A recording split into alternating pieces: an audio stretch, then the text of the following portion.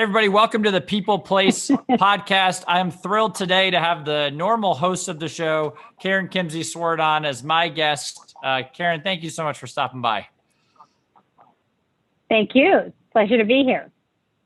Absolutely. So for this first episode of your show, I thought it would be great to really dig in on a little bit about your background, some of your perspectives on leadership, and also just why you want to start a podcast on leadership and people. So I think to start, for anyone who doesn't know you, tell us a little bit about yourself, your background, what you do today at Dale Carnegie.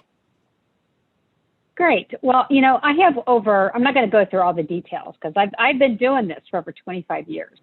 And so I have over 25 years experience working with a wide range of leaders, different sizes of companies, organizations, helping them really move to the next level of performance. I focused most of my career on the people side of the business, leadership, sales, working in those specific areas and really driving that growth.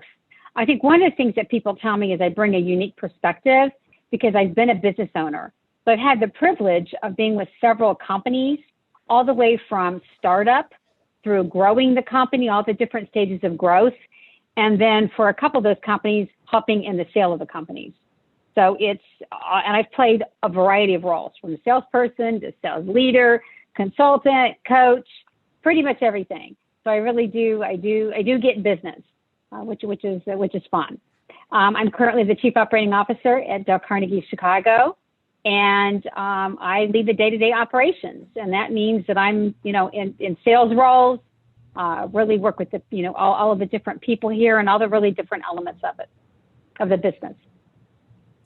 I love your background. It's interesting. I think as a young entrepreneur, I'd imagine if I ever had the chance to go work at a big company, what I've learned compared to when I used to work at a big company would really inform how I think about it. So it sounds like you've really benefited from being on both sides of large enterprise leader after being an entrepreneur and vice versa. So I think to get into just a little bit about the People Place podcast and what you're hoping to do, I just wanted to kind of open it up of who's this show for? Who should listen? Who, are you looking to interview? Tell us a little more about the show. The show really, first of all, I think the past years brought through lots of changes. I mean, if you think about, we've all dealt with a lot.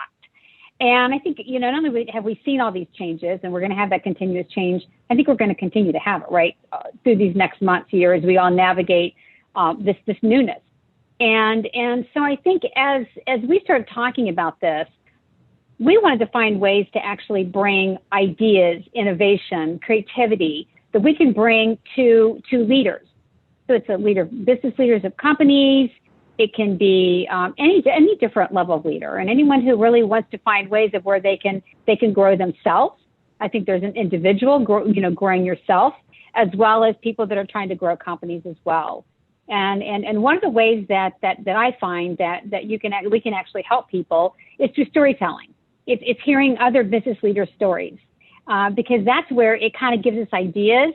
And storytelling is really great because when you can connect with each other more on an emotional level, when you're talking about pain points and what you've dealt with as a leader, and also the intellectual piece of here's what we did, here's some different ideas, people really learn from that. So that's really what we want to bring.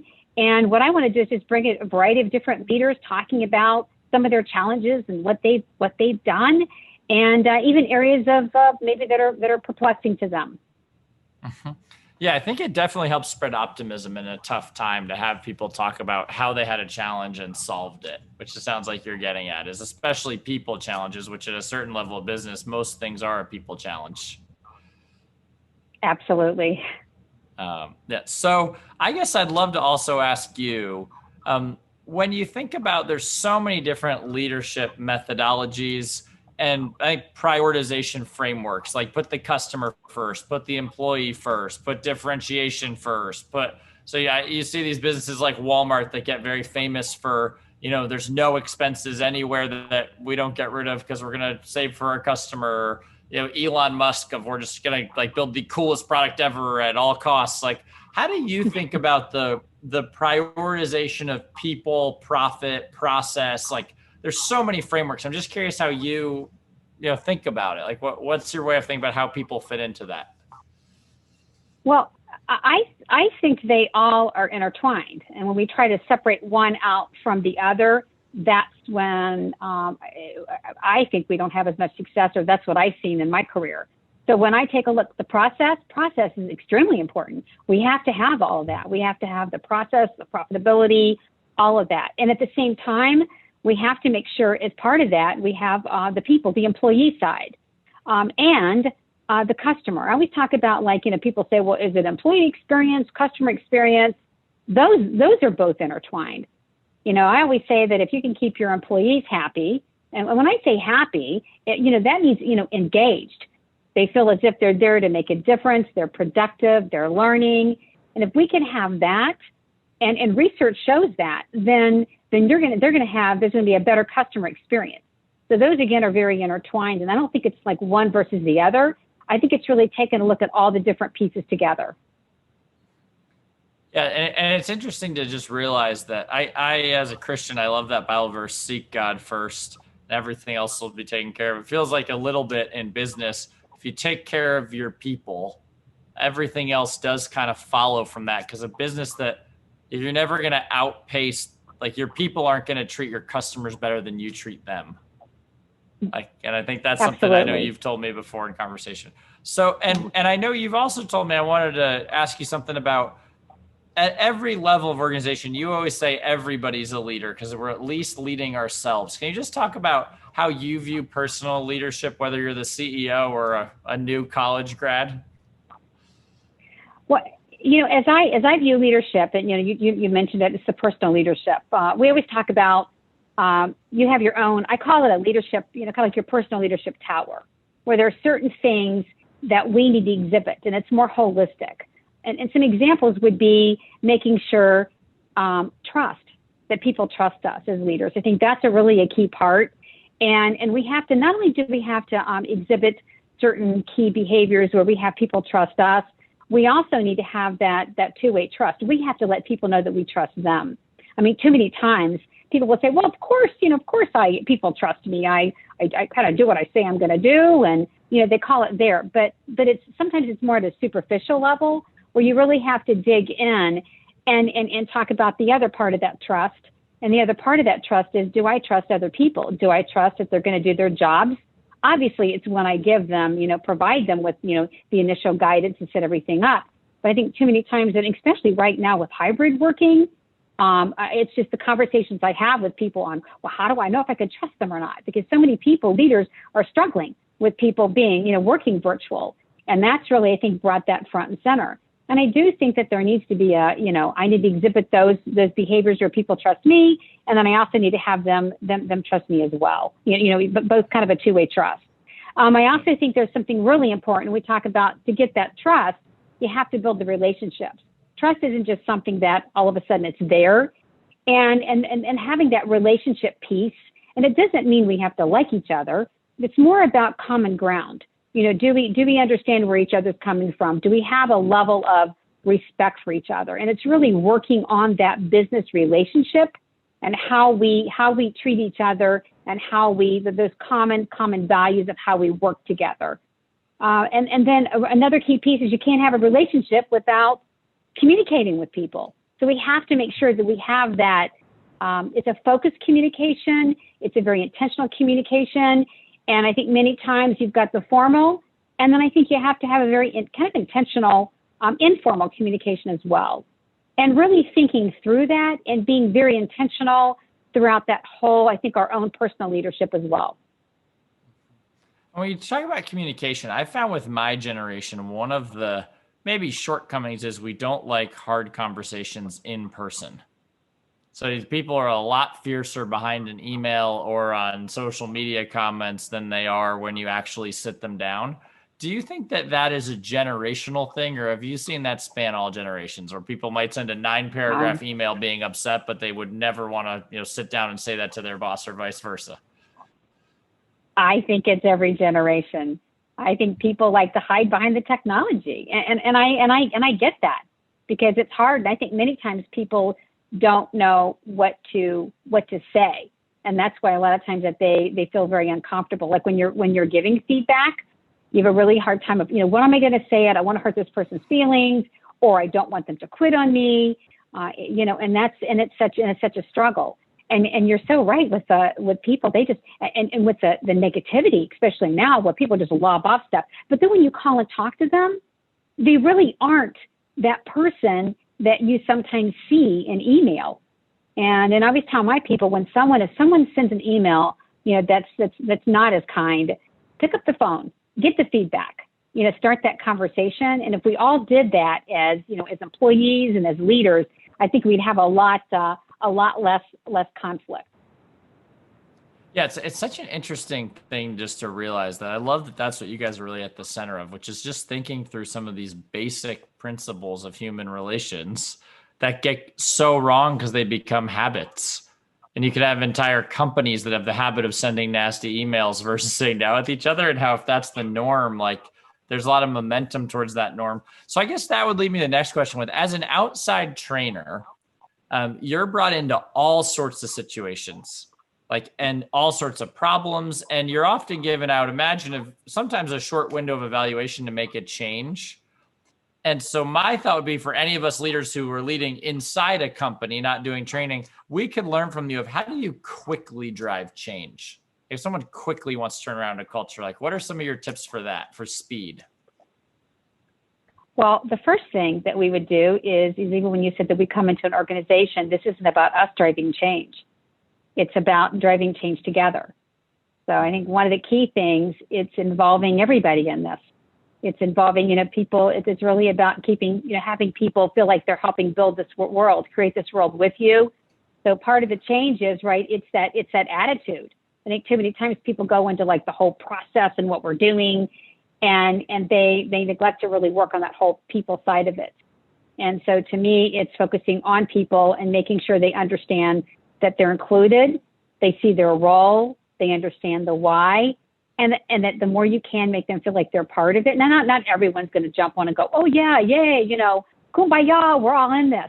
But there's going to be a large group that if they understand the vision, you see what you're trying to get from point A to point B, and they trust, because again, I think that's what we talk about, the leadership, the whole leadership power. If they trust you, they're going to go, okay, I trust this person, I'm understanding this, and you kind of help them along the way. I found that to drive change much faster.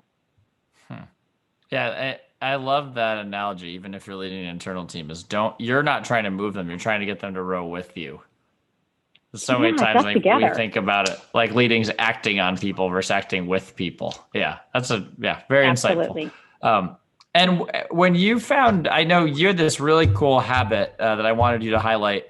So when you find instilling values in the company, could you talk about how you do that? You talked about kind of the artifact in the conference room and having meetings. I'd love for you to dig in on that strategy.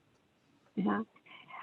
Too many times I found when I was visiting, companies and working with companies, that they would always, you talk about values, and they would have their values on the wall, or they'd have it on the website, in a book, employee book. And then I would ask them, well, how are you living those values? What are you doing to live those values? And many times people couldn't repeat what the values were, or they'd be like, well, we don't do anything. They're just kind of here in the book or on the wall. So one of the things that I did with everyone, first of all, we together talk about what do the values mean, and how can we put them in practice. And then one of the key things that we do, we have monthly team meetings, and we get together as a group and we look at those values. We take a look at the values on the wall and we say, let's talk about some examples of how we've lived those values this month. And what I love about it is that we'll have team members say, I just saw, this person, they were really good. They will give a specific example of how that person lived a particular value. So it's great because we're doing a good job of team. We're lifting each other up. So it's typically not I did this or I did that. It's actually everyone pointing out what someone else did. And so what happens is it reinforces each other. It reinforces the behaviors and the values that that you want to have as part of your culture. Yeah, I love that example because you're right. So many times values are just like platitudes that all the companies like the same. Actually say when were we honest, or Stacy was honest this week. I want to highlight that can be hard and here's why. And just it reinforces we're going to reward or negatively punish examples where these values aren't lived out. Now, I also had another question. So in the Dale Carnegie book, for anyone who hasn't read it, How to Win Friends, Influence People, which I think is still one of the top, maybe 5 best-selling business books ever. I think it's up to like 50 million copies or something. I'm sure probably close to number one. Of all time. Yes. Yeah. And he talks a lot about positive versus negative reinforcement. So and this is obviously 100 years ago, but Dale Carnegie talked about you're better off praising the behavior you want and ignoring the behavior you don't than highlighting the negative behavior you don't. I'm curious for you as a leader, what percentage of communication do you feel like should be positive? And when do you reserve true negative, like a kind of like stick versus carrot communication? Gosh, I don't even like to use the word negative. Mm-hmm. I think it's more of, first of all, I'm going to say, I'm just going to throw it out there, like even 3 to 1, 3 positives to even like 1, if you want to call it improvement conversation. I find that the more, and by the way, I think that those situations where you have to give someone the feedback where it's improvement, if you've laid the groundwork for enough of positive, and it's not the fake positive, it has to be authentic. It has to be authentic and specific feedback. But by focusing on that, so then when you do have to have a conversation with someone about improvement, personal improvement, you have more credibility, you've built the relationships, it's a lot easier. And I find also, one of the keys is to make sure that, it's almost like it's feed forward, where even when you're giving someone that feedback, you're talking about how they can use it going forward. Because if you beat them up over something that's the past, we can't change the past, but we can change how we can kind of redirect what we're doing for now. So working with them on then, what is that impact for now that we can do going forward? Yeah, I think that's such a great point, is how often do we go into a conversation disappointed and beat someone up for something, even if it was 2 days ago, they can't change.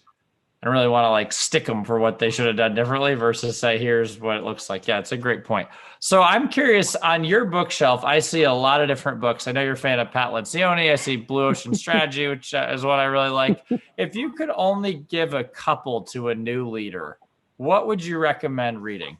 Let's say 2 or 3 books. Okay. So, well, we know you mentioned one, How to Win Friends, Influence People, right? We know that, right? That's going to be a number one, because it really is about human relation skills. And I always say, we know some of the stuff, but it's the doing and making sure we're intentional there. I love, you mentioned Patrick Lencioni. I love The Ideal Team Player. That's been one of my favorite reads.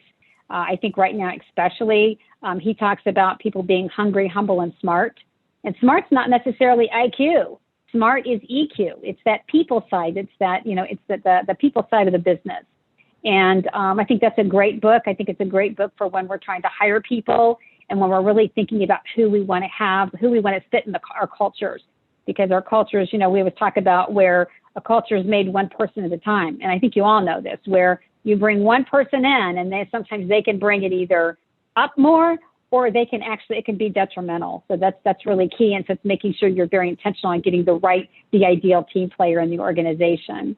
I think you mentioned Jim Collins' Built to Last is like one of my all-time favorite books.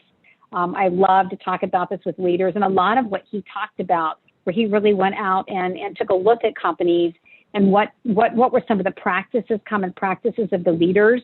And I just feel that I think about like the flywheel, and we always use the brutal facts, and I can name, and even stories he has in there, they apply even today, just like the Dale Carnegie did. A lot of the principles apply today from years ago. And those are the great books, the ones that are so timeless that the content doesn't change. Context might, but the content doesn't change. And that was something we were talking about the other day, is in such uncertain times, principles like Dale Carnegie's that are 120 years proven to work. As long as someone's got, human DNA, this is going to work on influencing them or building a relationship. It helps you when you have these uncertainties. And my final question for you would be, if anyone wants to reach out to you, whether they want some advice, they're interested in Dale Carnegie's services, they'd like to be on the show, bring you on their podcast, what's the easiest way to reach you? Two A's. One would be Karen Kimsey-Sward on LinkedIn, or my email address, my Dale Carnegie email address, which is kkimsey-sward@dalecarnegie.com. Perfect. And if anyone's watching this on YouTube, obviously Karen's name's right below, so feel free to just grab it from there. And Karen, it's been a privilege interviewing you today. I look forward to seeing what you do with the show, and I'll have to come out at some point.